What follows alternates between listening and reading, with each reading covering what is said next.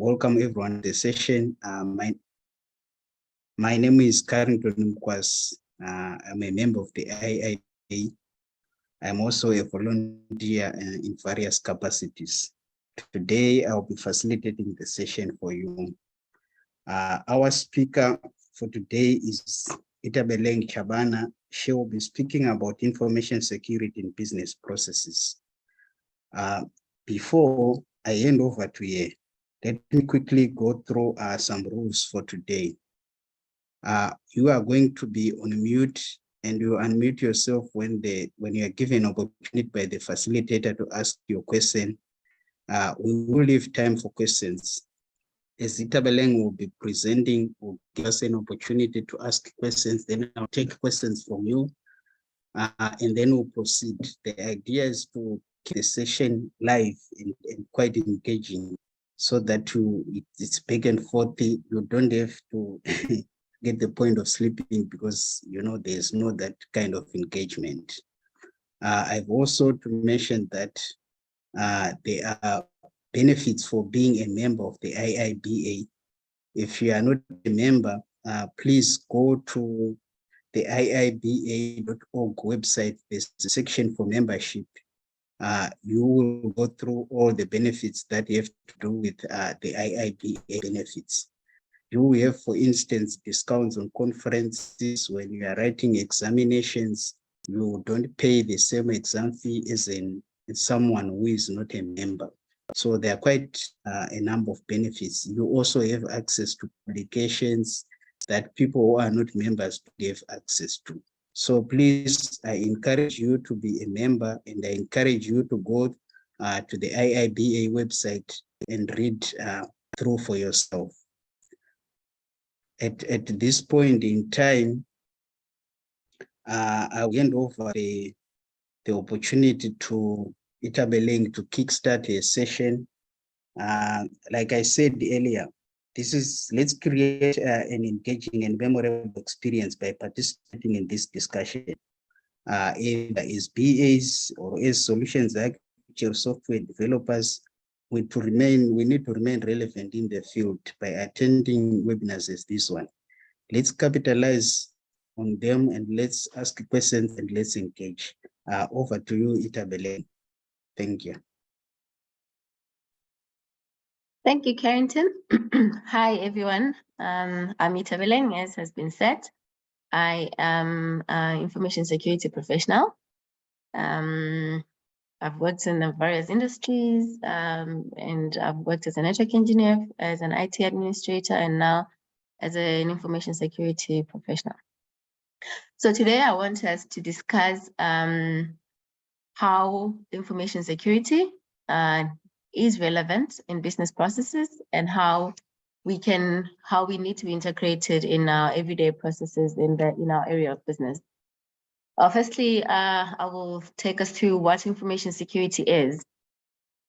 So information security, it's a program or way of working. At the core, it's about ensuring confidentiality of our information assets, our data, ensuring integrity, ensuring that data or information is not altered in an unauthorized manner, and that it's always available to who actually needs to have access to it, and available for production. So there are three pillars that are very important in ensuring a proper information security framework. It involves people, it involves processes, and it involves technology. People in the sense that, it's us who do stuff. People as consumers, people as developers, or as delivering business value or business processes. And processes in the sense that there needs to be guidance or documented policies that we can follow in order to mature or to ensure that we have proper information security programs.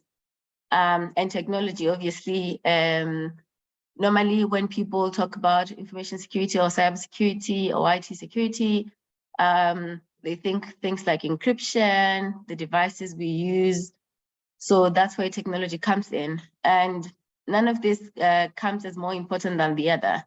Today's main focus will be on processes. So let's go. So there are risks that come forth or threats that happen if businesses do not have proper information security measures in place. I won't go through all of this, but these are just examples of the risk or threat that businesses face when there is improper or insufficient information security control. There are malware infections. These come through things like viruses, worms. You know, even from a long time ago, you'd have flash drives that have virus infections. I know maybe they're not so common anymore in businesses because there are many measures against those, but believe me, they are still leading causes of information security threats or attacks. There are social engineering threats. This is where people are coerced. Things like phishing via emails, where you'd get, where an attack vector or an attacker would get you or would get you on a social manner, whether via emails or sending SMSs in order to hook you up or get you scammed or get you involved in cybercrime. There's theft. It could be theft of confidential business information, confidential business data or communications or any proprietary information or intellectual property of a business. And then the most common thing that people will talk about when they talk about information security threats are hacking.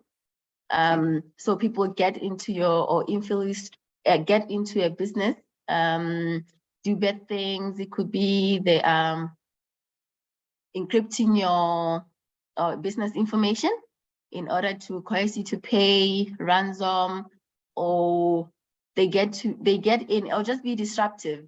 Not all hackers want money. It could be the many ways that threats can happen could be it's either this is motivated by financial gain, or it could be a competitor, a business competitor trying to disrupt your business so that they gain advantage or try to steal your secrets. There's a growing trend now of government motivated or government sponsored hackers.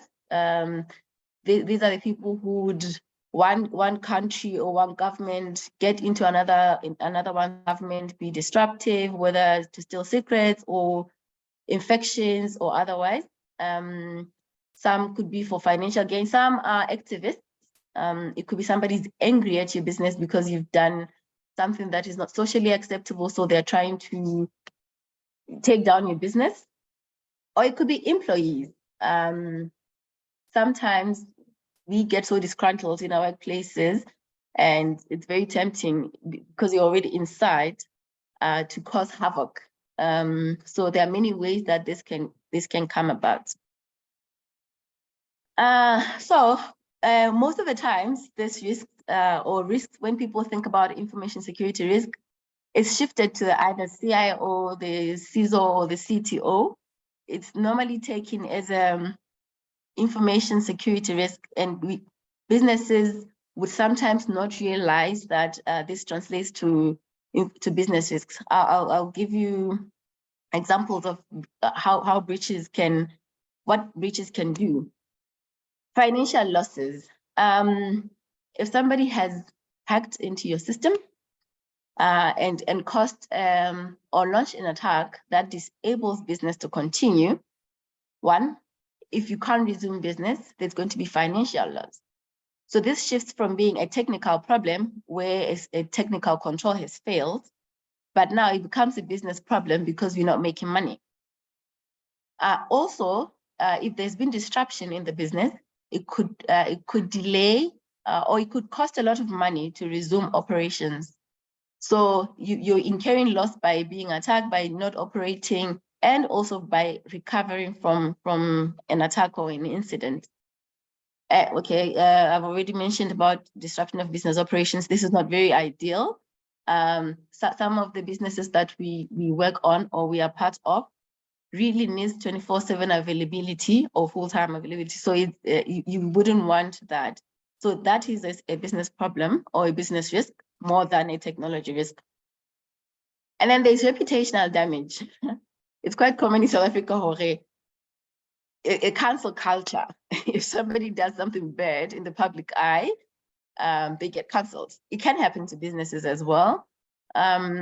If you've been hacked, or let's say you're a financial institution, and the word comes out that a certain financial institution or a bank has been attacked. What this is going to do is we as consumers, we're going to be very wary in doing business or keeping our money in such an institution. So the reputational damage that can happen, it can be as worse as driving out a business out of business or losing a lot of customers, losing money, and which could also lead to legal implications. There are many regulations around information security that businesses need to adhere to. And one, you could be sued, especially if you're doing business with countries that are very further in controls or regulation around information security. That you could be sued, your license to work could be revoked, to operate could be revoked, or you could be sued not only by governments but by consumers. We are in times where customers know their worth, they know their value, and they know their rights, their digital rights. So a business could find itself being sued or having many legal fees and battles that they have to address due to cyber risks or cyber attacks. Okay, yes, you can lose customer confidence and trust, and nobody wants to do, if you don't have customers, you're not operating. All of this can be addressed if we have a robust, effective information security program. So what I intend to do in the rest of this is to try and see how we can better the situation or how we can drive the situation from business analysis to business processes to ensure that businesses that we are in do not fall into this.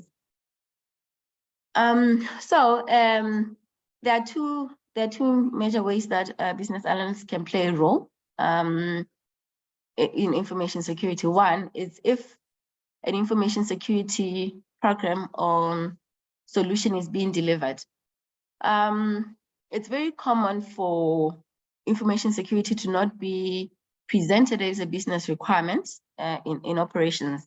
And you find that the projects or the deployments for that address information security or the controls to address information security are not treated as products to be delivered, or as I'm trying to remember a proper word, but okay. So it's very helpful if the same way that we deliver a product that's going to market, when we deploy information security solutions within the business, they are also treated in the same manner.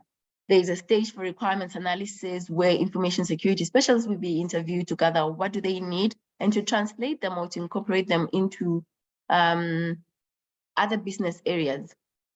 We still need to do risk assessments. What's the risk of implementing this, of not implementing, of like a proper project. Most importantly, in solution designs, security controls, sometimes people would say, I've bought an antivirus solution and believe it's plug and play, or I'm using a certain program or software and I don't have to do anything about it. It's quite important to know that even information security solutions still need to be vetted for proper design or secure design, also to fit the business. Not all solutions come as ready-made. They need to still be tailor-made for business. What would be good as a control in another business does not necessarily have to be good in the other business. The other area is to integrate into business, integrate information security into other business processes. I'll get into that in the subsequent slides. And data classification. When we communicate within the business, there's a lot of data that is generated.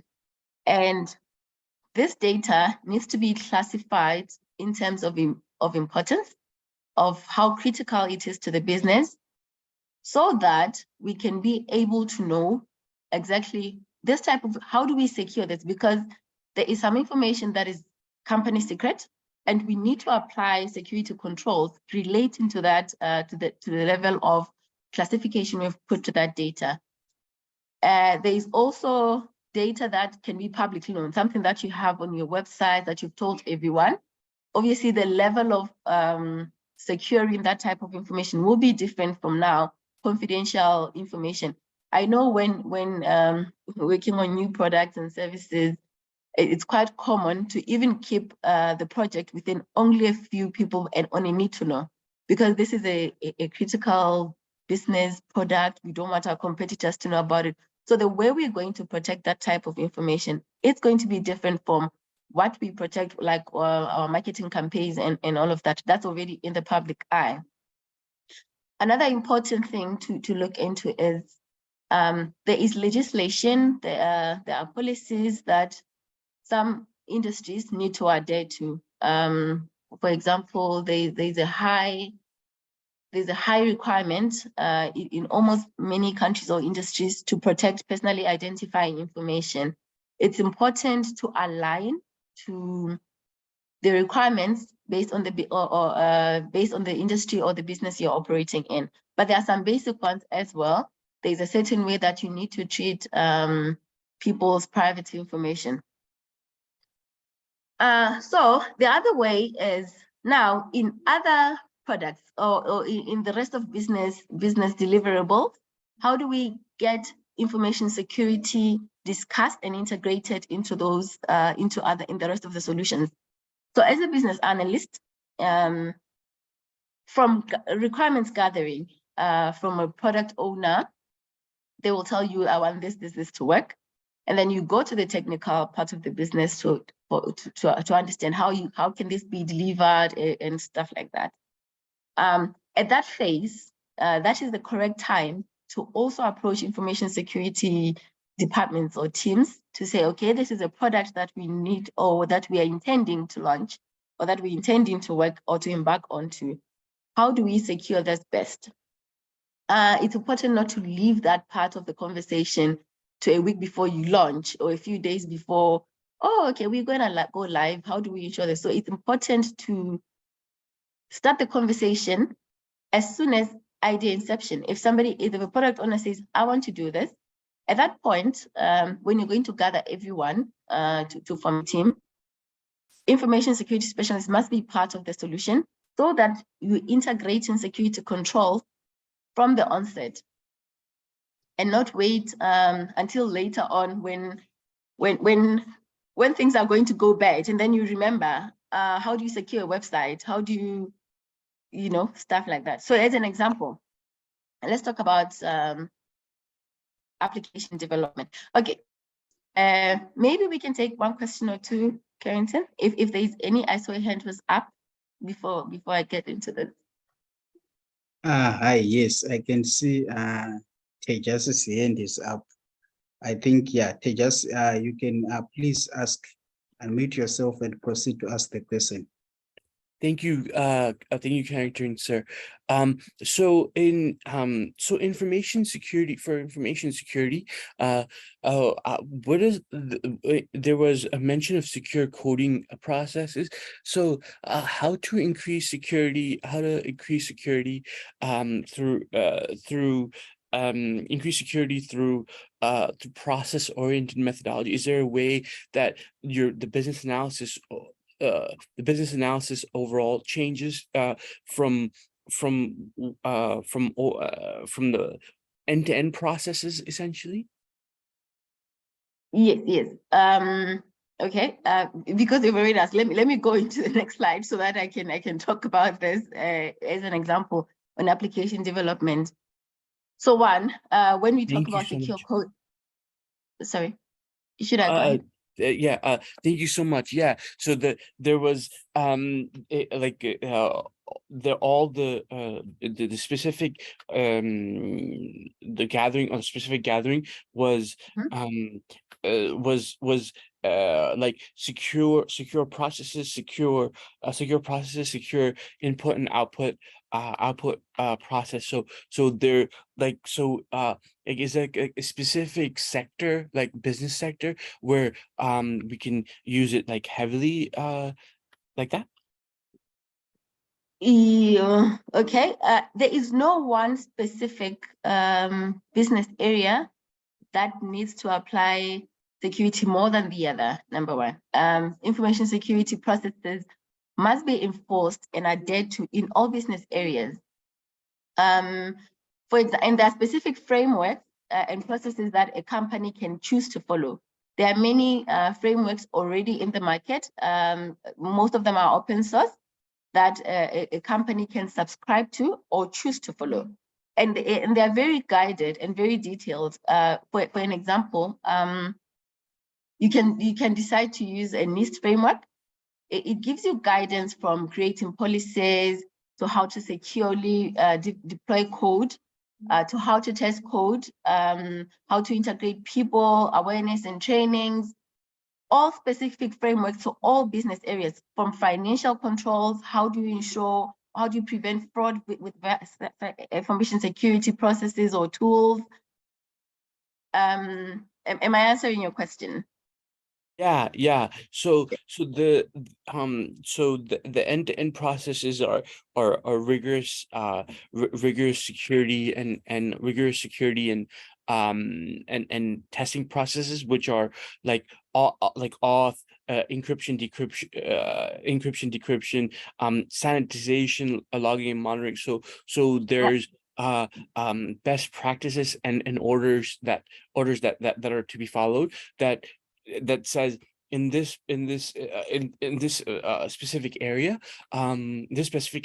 you would have to use this type of secure writing style, this type of encryption decryption methodology with a key, and this is the key to encrypt or decrypt that message, when required. So overall, would we use secure diagramming methodology like that? So anything like that that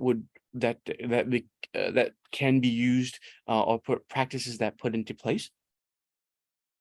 Yes, there are best practices defined, but for example, you've mentioned a lot of things. Let me make an example with decryption and encryption.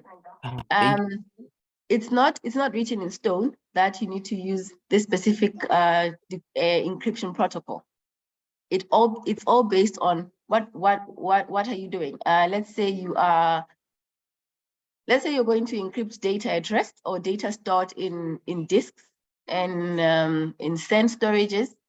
There's a different way or specific way that you can encrypt that type of data, and there's also different specific protocols that you can use to encrypt data that is being transmitted over, let's say, a telco line or cell phone communication. So it's not dictated to say for this type of process, it's fixed that you have to use this. It all depends on what are you protecting, where are you protecting it. If it's in a secure code, it would be where are you storing your code. Whether you're using GitHub, for example, how are you securing the code, access to the code, how are you encrypting that, where are you storing your keys, which encryption are you using? Are you using symmetric or asymmetric? Who is going to use that data? So how each and every product or deliverable can be defined or can have specific controls that we will choose or that will be chosen. It's not written in stone that the best encryption is this or the best. There are many technologies that can be done. Oh, thank you. So there's okay. Thank you, Carrington. Thank you. Okay, thanks, Teja. I think for the interest of time, let's give others an opportunity. I've noted Edmund.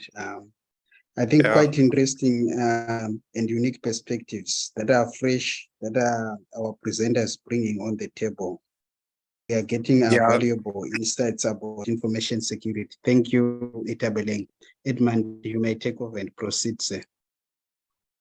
No, thank you.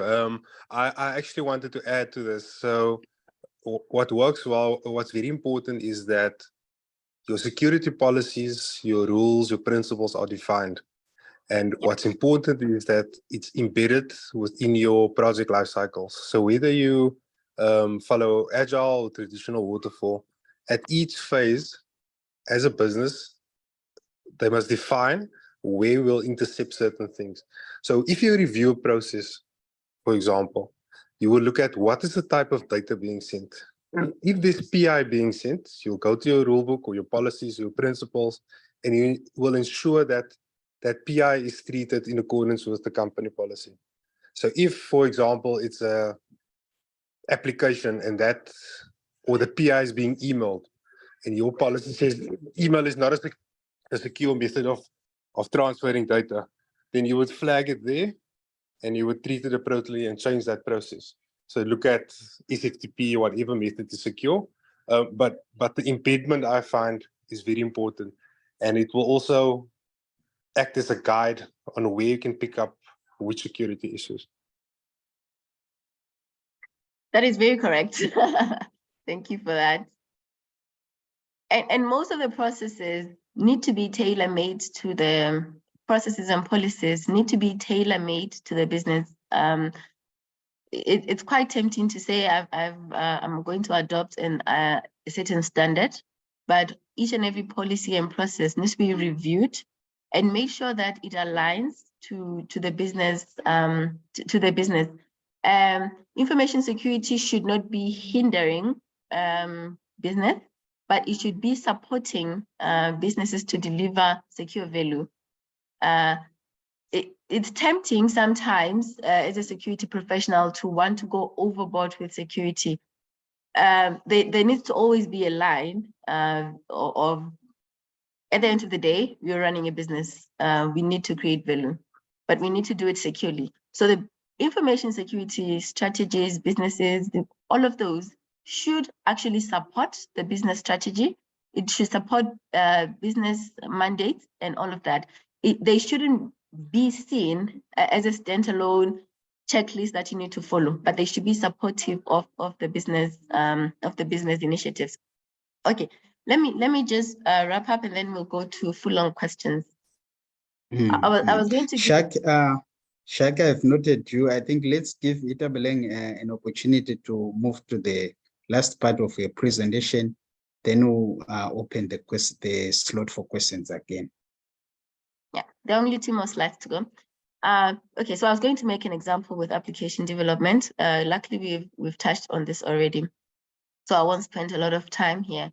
I'll just explain what each of these part of the process of application development can be secured.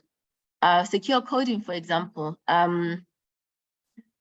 as developers are the most brilliant people. You know, they follow through lots and lots of code, and most of the time it's about, let me get something to work, and they tend to overlook clearing off or ensuring that they have put out or closed off backdoors or bad parts of the code. So there are tools, there are security tools that developers can use to test their code. After they've let the code run and it's doing what it needs to be done, then they take it into, or they put it into a code checker that ensures that yes, the code is running and delivering as it should, and on top of that, it's doing this securely. Secondly, with authentication and authorization, it could be one who needs access to this code, who needs access to this application, back-end access, role-based access. For example, if you're a developer, you have development access. If you're going to be an end user, let's say we are talking about a mobile money app, there are going to be people who have access for customer care. their access needs to be very different from a developer access.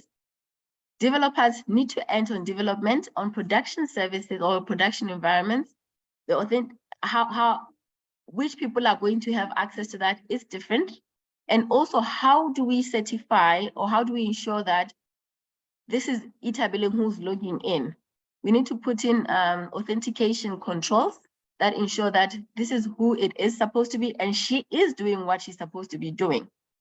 And then data encryption. As I've mentioned, you need to encrypt data, whether it's stored somewhere in a flash drive or in a hard disk. So lately you'd find laptop disks are also encrypted. You can't transfer information without it. You need to decrypt before you can take this hard disk from one laptop to the other. We need to also encrypt this information as it's being transmitted in other channels, whether it's transmitting over cable, like you're plugging your laptop with a network cable. We still need to encrypt that information. We need to encrypt your data, like the other person mentioned, when you're transmitting data via email and things like that. The other important thing that needs to be in place is once you have deployed an application, they run on operating systems and application packages. So what's secure today is not necessarily secure in the next 2 months or even tomorrow. So there are regular updates that are sent out by operating system providers to provide operational updates and, most importantly, security updates and patches. We know that every month Windows will send out updates. Linux systems also, servers where systems are running, they also have regular updates that are sent out that we need to apply. So there needs to be a process that is put in place when a solution has been delivered, that this is running on this certain operating system, and to ensure that we have regular updates on that system. Secure configuration talks about, it's normally referred to as hardening. So when you're out of the box, operating systems are not secure. For example, there are many controls that are put in place, things like the password length that you need to put for each user account. Let's say you're running a web server, so this needs to say it needs to only use HTTPS instead of the normal HTTP protocol that used to be used a while ago. Specifying encryption protocol, the minimum encryption protocols. There are some that are already not secure anymore because after years and years, hackers have found a way to crack them. When all of this is done, there are testing tools or testing processes that happen. Things that like pen testing, vulnerability scanners, that need to be continuously done on systems to ensure that it's not susceptible to attacks. So like I said, there are new attacks that come out every day, literally. So you can test your application today, and in 2 days, somebody has figured out how to crack that particular system that you're running on. So it's very important to have continuous testing of our environments or applications. Secure deployment, this is about where you going to, what environment are you going to deploy your application on? Well, I hope this is not happening currently, but you'd find that, let's say we are working on a dev environment. Normally development environments are not very secured, and it's very tempting to say this is working, let's launch it here. That is not secure at all, because in dev environments, the controls that are applied are not very strict. Like if you're deploying on a strictly highly secured environment where it's segregated, you know that this is a network zone where there won't be easy access, or it's highly protected and segregated. The other thing that is very important in applications is user input sanitation. This talks about if you're going to, say, enter PIN, for example, in a USSD or on a website, and then you are strict that a PIN must be 4-digit number. User input sanitation is about ensuring that somebody is entering that. They're not entering question marks, they're not entering weird characters. This is to ensure that you are, when you have those controls in place, you are then able to see or to monitor when abnormal inputs are being done. Some people automate attacks with robots and stuff like that. And because they are not human, that's why you'll be asked, are you human? And then you enter they will be sending multiple responses and trying things like that. So when you've put proper sanitization controls in place, you're able to filter out bad inputs versus good inputs. Logging and monitoring, this is to ensure that it could either be logging and monitoring from a security perspective and also from a business perspective. If let's say you're running an application about that deals with money, you need to have fraud use cases that you can put into your logging and monitoring solutions to ensure that you see when something is wrong. For example, if somebody is transmitting 1,000 rands every 10 seconds from their app,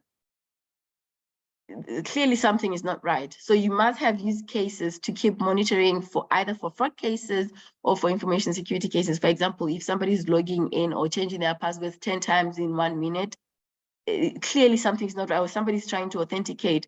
So you need to have logging and monitoring processes and security controls to ensure that you have full visibility and 24/7 visibility into applications. Most importantly, it's about education awareness. As I said, people is one of the the 3 pillars in information security programs. And you'd find that we are happy to say, oh, I've got this security tool, this expensive antivirus, these expensive firewalls, and all of these controls. And we forget that it's people who are going to use these tools or our applications. So if there is proper education, both from internal employees, internal users, internal customers, and to our external customers, it helps a lot in eliminating a lot of risks that may come through. Awareness campaigns are best done specific. If you're going to have a security awareness campaign for your customers, it needs to be very specific to an end user or a customer. If it's going to be education and awareness for a developer, you need to tailor make it to what they do in business. Not just a general, oh, do not share your password with everyone, but it needs to be very specific to each business area that you are addressing at that time. These are some of, we've probably mentioned some of these. These are some of the important processes that bring great, improve security posture a lot in businesses if they are done well, or if security is input in. I've already discussed data storage and access. Employee onboarding of offboarding. Oh, we forget about this so much. Etabelin resigns from a company. 3 months later, when she attempts to log in, she can.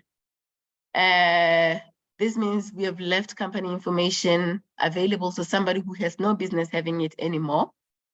The onboarding part, it's about vetting your people. There is security in HR processes when people are hired. There are security background checks that needs to be done for all the employees. You need to make sure that if you're going to be, if you're running a gambling business, you don't want to hire someone who's high in debt or who has gambling tendencies that are out of control. If you're going to work in you're going to hire someone in financial sector, it needs to be somebody who is very ethical and credible, things like that. They help a lot in reducing information threat, insider threat in business. Incident response, businesses need to be able to recover should there be a breach. How we respond to each incident has to be built in from inception. Let's say we are referring to a web application. There needs to be specific playbooks about how to respond to that particular. Let's say we've been attacked by a ransomware. It shouldn't come as a surprise, or it should be running around the minute it happens. We should know from when we're building business requirements, when we're building that particular solution, to say, what are we going to do when this particular application that we've put on the internet, somebody gets hold of it, encrypts it with ransomware, and we need to pay. So there needs to be processes already in place before an incident can happen, how to recover from an incident. Whether it's be having backups, whether it's having not providing too much admin privileges, having one account that can only do one thing and the other one can reverse it, so that there is very strict or clear ways in doing things, and to being able to recover should there be an attack. Well, I think I've spoken too much. I will stop here and take more questions. Thank you, Itubaleng, for the session. I think I'm enjoying the thoroughness of your explanations. Quite thorough, well-rounded. Shak, are you still available to ask your question? Please proceed.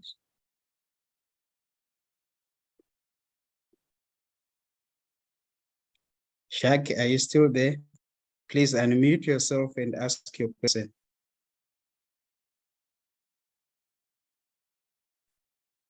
I think Shak is no longer there, is no longer available. Any other questions, colleagues? Here's an opportunity for you to ask questions. Hi, yes, sir. Hi, Carrington, sir. Going back to the first slide, there was an information. There was one behind. Yeah, this one? Yeah, this one.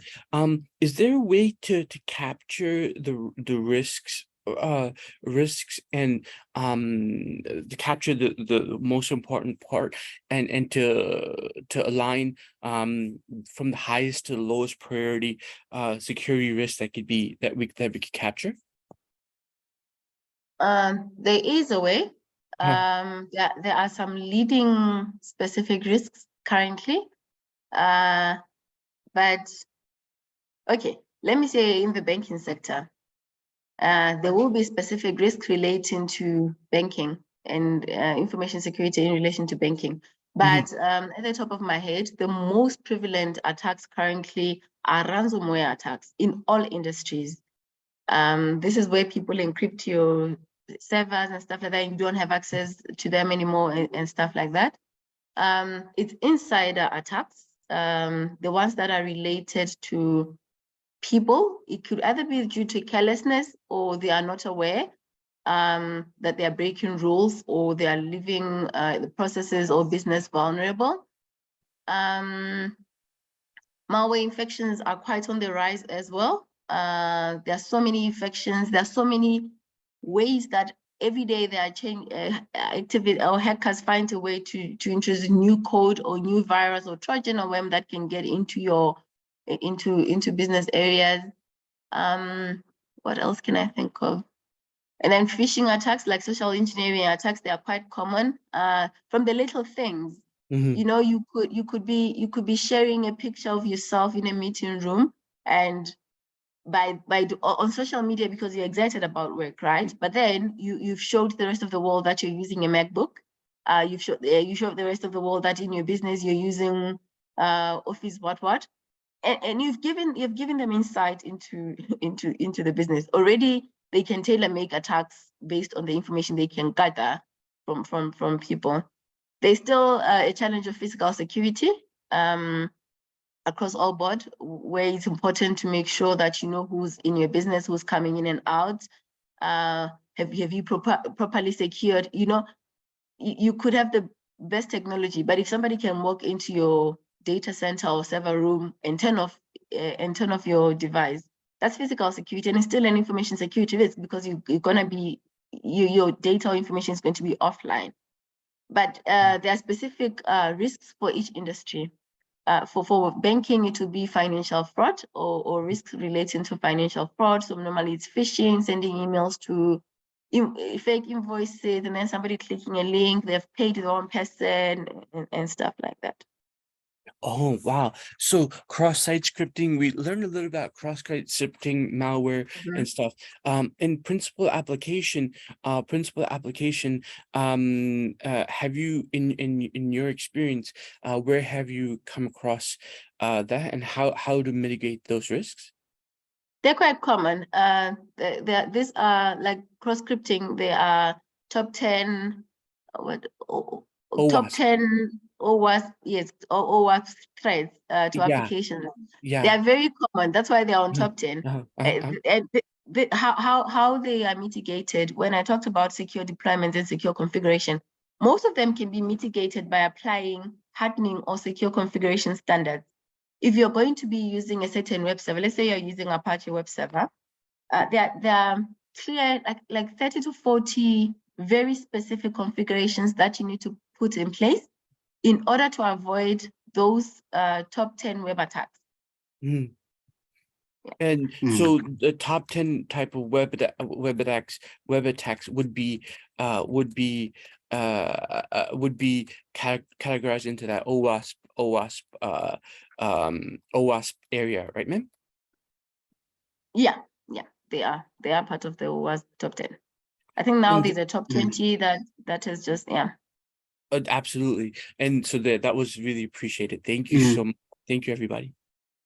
Sure. Thank you, Tejas. Sorry if I pronounce your name incorrectly. I can see a comment from Mokets. Mokets, perhaps would you want to elaborate on your comment? Are you still there?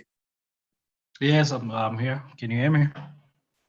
Yes, yeah. Proceed, please, with your comment, and Okay. provoke some conversation around that.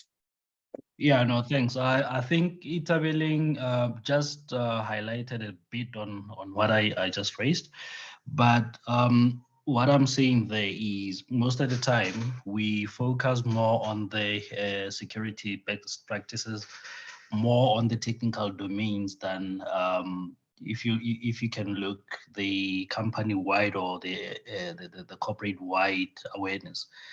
I've seen where most of the vulnerabilities always come in is basically through the social engineering practices, which basically would be headed towards non-technical guys, right?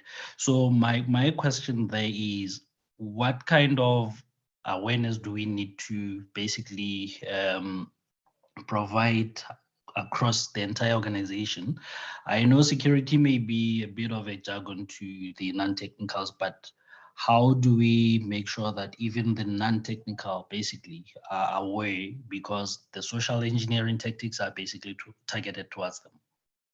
Yeah, thanks for the question. I've tried so hard not to say any technical word today.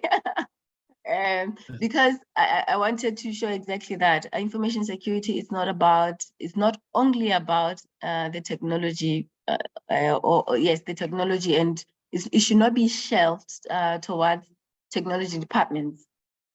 It's very important. I said earlier that it's very important to be specific with the type of training or awareness that is being done per division and per role.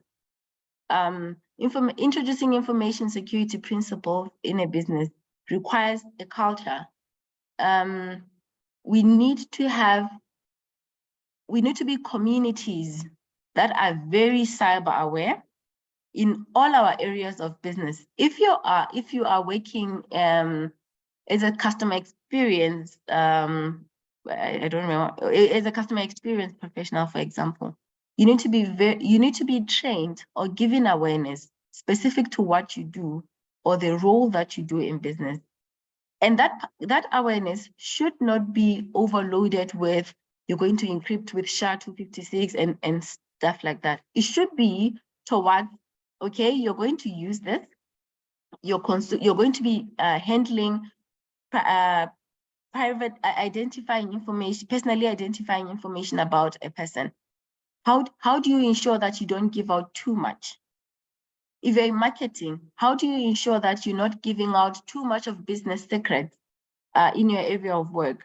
How are you ensuring that when you are sending that campaign information to the billboards or to someone, you are sending it securely So training and awareness must be specific to what you do. If you're in the medical industry, there are regulations that are very specific to how you handle or how you secure patient information. So if we go to a medical professional and we're going to tell them about awareness, we must adhere to, we must align it to what they do every day. So that's the best. But also the other thing is security should not be only for operational people. In proper information security frameworks, the person who is accountable in a business for information security needs to be the board of directors. Because if that information is flowing from the top, if the culture is flowing from the CEO downwards, it's going to hold everybody in the business accountable and aware of their responsibility to ensure that the business is secure. It should not only be done to say, okay, business analysts, make sure that when you gather requirements, everything is secure. IT, make sure, no. It should be me as a managing executive in marketing. As part of your job, there should be a KPI to ensure secure delivery of whatever process or product you deliver. So if this culture comes from the top, it makes it easier to filter down. Okay, thanks, Ita. Thanks, Itabel. There's another question from Tabelo here. It says, on organizations that use proxies, some employees may tend to disable them on their PCs in the interest of accessing some websites blocked by proxy. How does that act put the organization at risk? Tabelo, if you want to elaborate on that, here's an opportunity for you to speak. But if you can't, Itabel will proceed to answer. Okay, I'll proceed. All right. The person also added, sorry, also Okay. can the proxy secure the organization from ransoms? That's an additional question. Okay.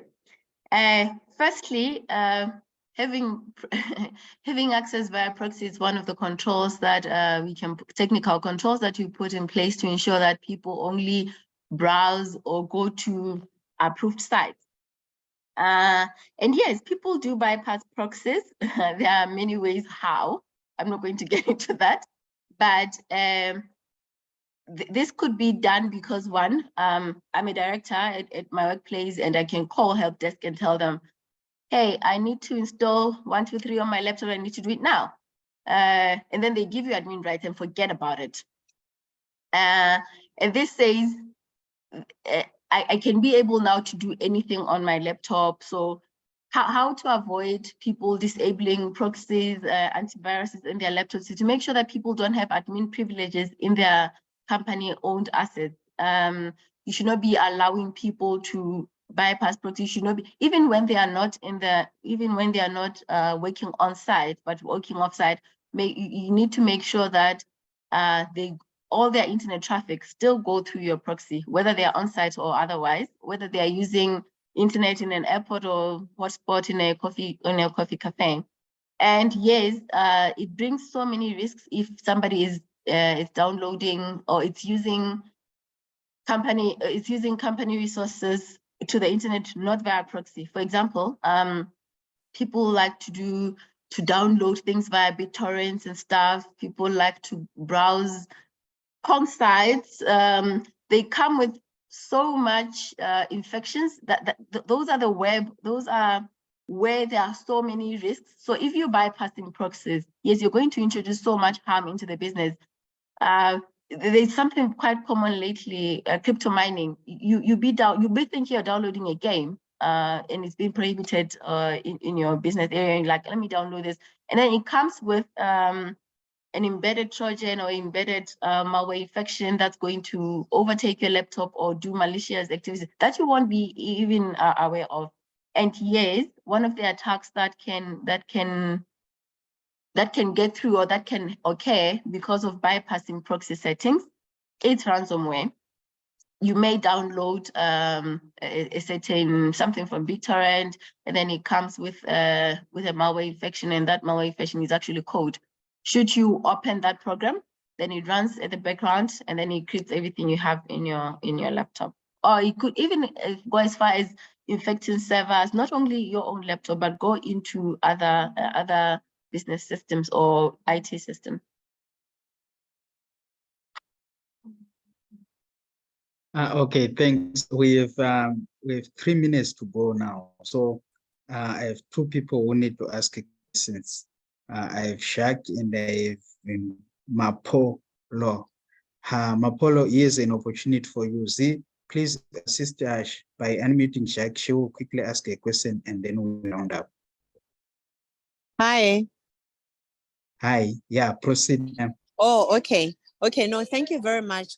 For me, it's not a question as such, but I think I just want to thank her for the insightful session that we just had. I think as a business analyst, I have so many times sat down and thought about all the stakeholders, but never have I ever imagined that we need somebody from information security to come and make sure that our controls are in place. I think she brought it even closer home when she spoke about our dev environment. Indeed, we don't care. We don't even know how secure the dev environment is. We just work. So I think I just wanted to say thank you for that, and well noted. Thanks so much.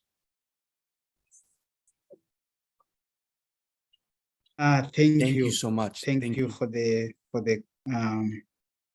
comment. Shak, are you able to speak now? Yes, good evening. Yeah, thank you very much for the presentation. It's been very valuable. I just wanted to add on the information security of business processes and systems. I echo what Edmund said earlier. I think it's important that when you look at information security, you must embed it into your systems and process design. And how you do that is to look at specifically, it depends on where you are working, in what enterprise, what industry you're working, but looking at a enterprise's PIA manual will tell you exactly what type of information they have in their enterprise. And then also looking at the Enterprises Protection of Information Act policy as well, and the business rules that support that enterprise's cybersecurity infrastructure will also inform you of the type of information security requirements that you then need to embed in business processes and systems design. So yeah, I just wanted to add that I think that's a good point. That's a good area to look at when you want to build a system or implement a process to look at the PIA manual of a enterprise, and then the Protection of Information Act policy and cybersecurity policies of an enterprise. And then I just have a question for you.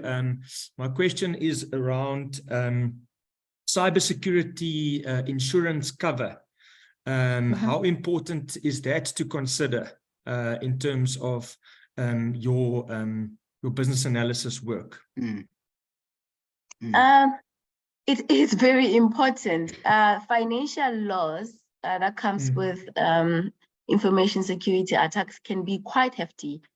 And also the amount of money you may need to recover from a cyber incident or an attack could be so costly that it is very critical to have cyber insurance. But then on the other end, the price of cyber insurance is so high, and most of the time it depends on your security posture. So before an insurance house quotes you or provides you or you get into an agreement that they're going to cover you with this amount of money, they do an assessment of the security controls you have in your business so they can measure the level of risk.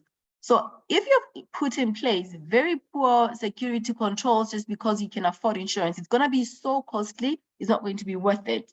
So it's important to ensure that before you go through that route, which is very important, you need to make sure that all you have done the best you can in terms of security control you've put in place. so that it doesn't rise up or it doesn't take high the insurance cost. Okay.